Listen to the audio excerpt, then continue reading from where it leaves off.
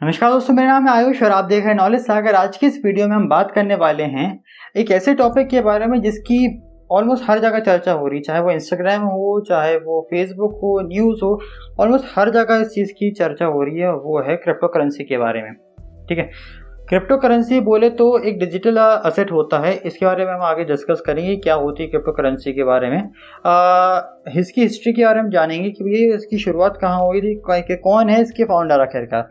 Bitcoin की जो suddenly इसकी जो वैल्यू जो क्रैश हो गई है, क्यों क्रैश हुई है आखिर इसकी वैल्यू, इसको भी हम जानेंगे इस वीडियो में। तो आज की इस वीडियो को शुरू करते हैं, आज के सेशन को शुरू करते हैं, लेते हैं भारत माता का नाम।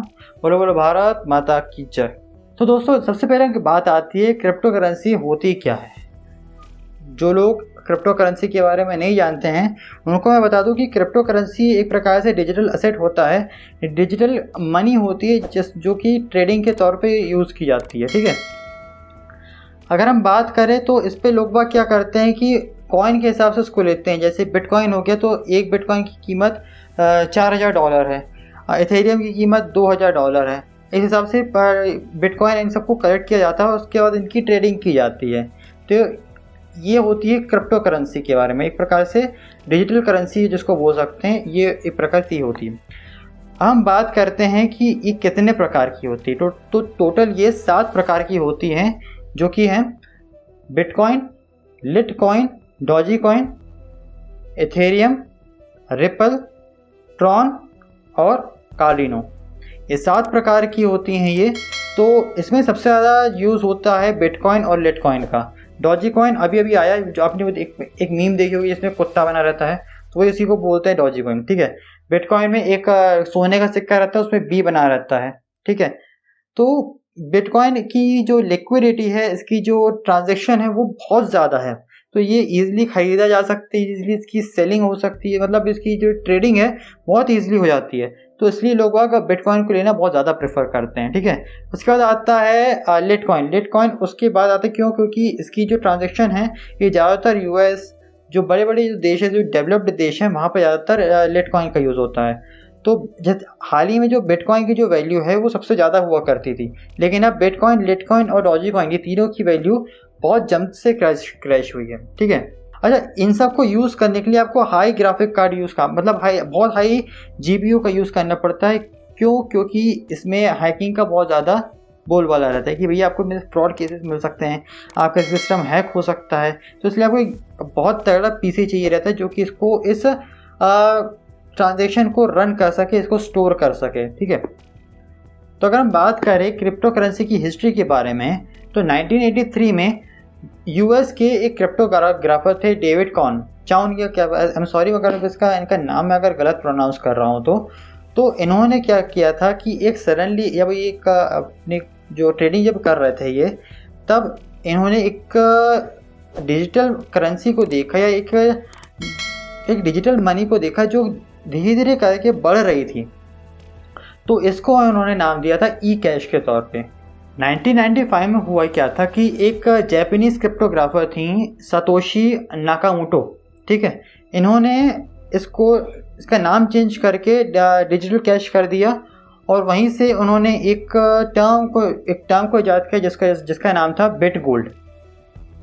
वही बिट गोल्ड आगे चल के बिटकॉइन में कन्वर्ट हो गया।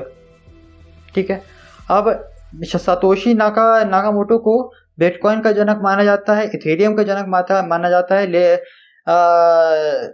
लिटकॉइन का जनक भी माना जाता है। और ऑलमोस्ट जब इन्होंने इतने सारे क्या होते हैं क्रिप्टो करेंसी का जब इन्होंने ईजाद किया, तो इनको ही क्रिप्टो करेंसी का मतलब जो फाउंडर अगर हम बोल सकते हैं तो इन्हीं को माना जाता है, क्योंकि इन्होंने ऑलमोस्ट 3 से 4 प्रकार की इन्हें क्रिप्टो करेंसी को ईजाद किया था। ठीक है, तो इनको मेन फाउंडर माना जाता है, जो कि है सतोशी नाकामोटो।